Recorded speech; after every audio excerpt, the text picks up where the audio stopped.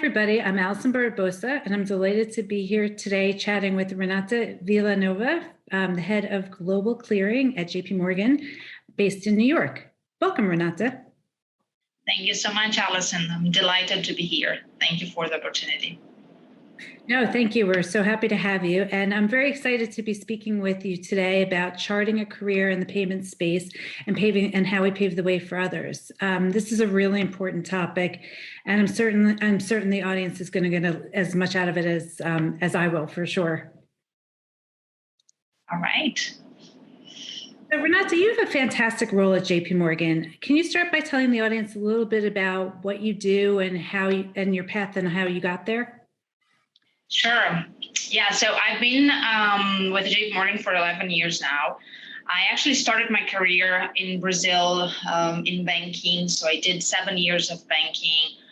And after 7 years, playing different roles, I decided to move to consulting.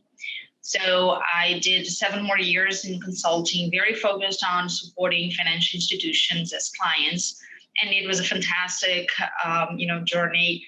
And then I started missing the end-to-end ownership feeling. I was missing, being the owner of my own ideas. So I decided to move back to banking at that time with JP Morgan, and it has been 11 years now. So in total, 25 years of experience, playing many different roles, but with no regrets. I think it has been amazing.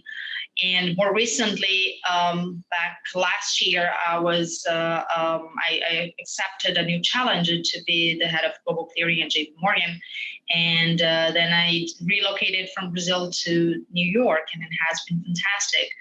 And I think that what brought me here is a combination of being open-minded, to new opportunities and new possibilities, and also being flexible to adapt myself, to new business needs and finding new opportunities among new challenges. I think that is really how I would describe, my journey so far. Wow, no, that's amazing. And you talked a little bit about changing careers, and it's much easier and to take risks and take on vastly different roles when you're earlier in your career. But it seems that you've done that when you had a lot more experience and at a senior leadership level. What was your thought process, and what would you advise people in the audience who might be considering similar moves when they're further on in their careers? Yeah, so I have had many different jobs, throughout 25 years of my career. And I have to say, I was never 100% comfortable in, the roles I was in. And I think that, as I was getting close to that, I realized, it's time to move on and make a change. And every time I analyzed a new possibility, I think the thought process was very similar. So I always looked at what that new role could bring to my professional development, and also how I could leverage, my previous experience and make a difference in that new role. So I think that was always the thought process behind, every change I had in my career. And I do agree that it's easier to do it when you are in an earlier stage of your career. But at the same time, I feel like, the same thought process applies, even when you are in a more mature stage of your professional life. In my case, I have had many different roles and jobs, but always within Latin America. So at some point I realized, okay, I think it's time, to take a new, to have a new experience and to play a global role. So, and I also realized that my previous experience in running a smaller region could also complement and be beneficial in driving a global role, right? So as I do recognize the importance of accounting for local nuances, even when you're driving a global business. So I thought, it was a very interesting opportunity. I think the one additional advice I would give, to someone that's thinking about a career move in a more mature stage of their career is make sure that you have someone you trust, next to you, and someone that can provide you candid advice, and frank feedback, and can help you as you go through tough times. There will be tough times for sure, but make sure that you have someone that you trust, someone that you can rely on, especially as things do not go as planned, whether it's someone from inside of your organization or from outside, but make sure that you have someone, next to you. Yeah, no, that's really great advice. And you mentioned about being nervous about taking on other roles. Do you still have self-doubt about taking on these roles or insecurities like imposter syndrome? And how do you manage that? Yeah, no, for sure. I think, all the time. I think every new challenge comes with insecurities, especially in the beginning.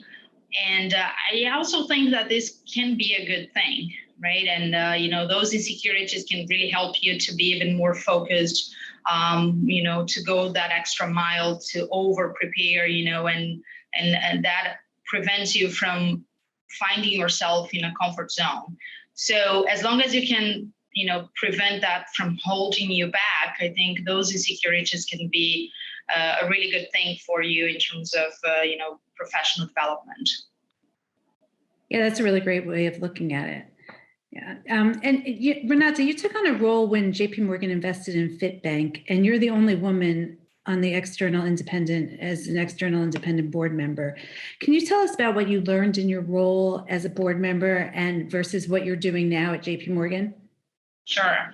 So when I first joined, FitBank as a board member, I have to say that I was a bit surprised, not to say shocked, when I realized, that not only I was the only woman, but, that diversity was not a top priority in their agenda. And in fact, it was not, an item in their agenda at all.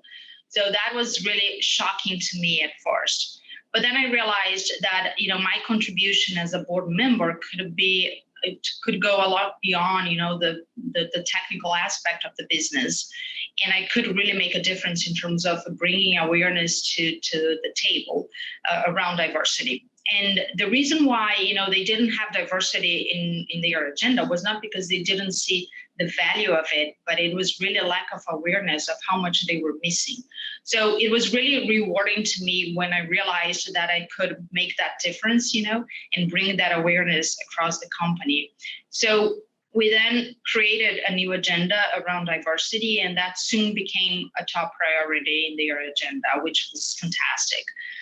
And then lessons learned to me, I think it was recognizing that sometimes we take for granted that awareness around diversity is consistently present across all different segments and, across different industries and regions, which is not the case. And I think that is why it is so important for us to continue talking about diversity and bringing awareness across, all different channels and regions. So it's really, reinforcing the importance and all the benefits of diversity. Yeah, no, absolutely. And in boards at the world's largest 100 companies, only 30% are women. And you touched on this a little bit, but what do you think needs to be done to increase the participation and inclusion of women on these boards? So I think that global and large companies have a very important role to play in that front. And not only they should be very transparent around, their agendas and, their goals in terms of diversity, but they should also provide transparency around their metrics, and how they're evolving towards achieving those goals. And they should also be pushing their peers, clients and providers towards doing the same, right? I think that could be very powerful, not only so everyone is talking about diversity, but, we are all walking the talk, right? So I think this is important. And as consumers, I also feel like we have a very important role to play, and we should also be asking for, those metrics, and we should be accounting for those metrics, and those metrics around diversity should also be a decision factor as we choose, to buy from a specific provider or another one, right? So that should also be something for us to look after as we're deciding, who to buy from. Yeah, no, absolutely. Yeah, and Renata, switching gears a little bit, you have 25 years plus of experience in the industry, and you continue to be a role model, and you're a huge advocate for women. What have you found most impactful and valuable for those who want to be role models and advocates for others? I think that as you engage in diversity initiatives and you start seeing, the concrete results of your actions, I think the more visibility you provide around, those concrete examples, the more powerful your actions become, right? And you start becoming a role model, and you start, engaging others to do the same.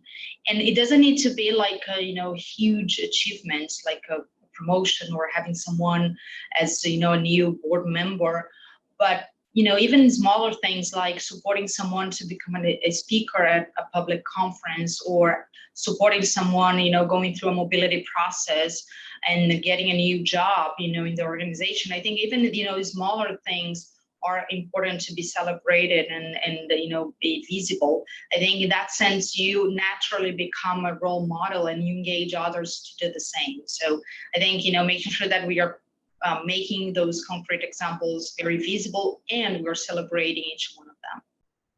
No, and that's great. That's great, Renata. Thank you for those examples, because I agree. I think there's a lot that we can do, and we can all become better role models for other people. So thank you for everything you do. Renata, I'd like to close with one question that we ask all our guests on Pause for Payments. If you were to give a career advice to the rising stars in the audience, what would that be? So I think that whatever you choose to do in your career, make sure that there is passion and joy behind the scenes, right? So I think career journeys will not always be fun and pleasant, right? But I mean, as long as there is passion, purpose, and joy behind the scenes, I think it becomes a lot easier, going through the tough times, and going that extra mile, makes sense. I think at the end, like the pros should speak louder than the cons. And, you need to make sure that you are being honest with yourself when making, the balance and looking at both sides of that equation. So at the end, you should feel proud of what you're doing, and, feel that it makes sense, going through all the effort you put into on your day-to-day basis. Yeah, no, that's great advice. Thank you, Renata. And I want to thank you so much for sharing your insights with us today and giving us a little bit more background on, your career path. So it's been really nice to speak with you, and we appreciate it. And thank you for all the support that you give Women in Payments and to all the women out there. So thank you again. And thank you to the audience for listening and exploring the wonderful world of payments with Renata. And hopefully you'll continue to tune into some of our other famous women as well. Thank you so much for the partnership and for the opportunity. Always a pleasure.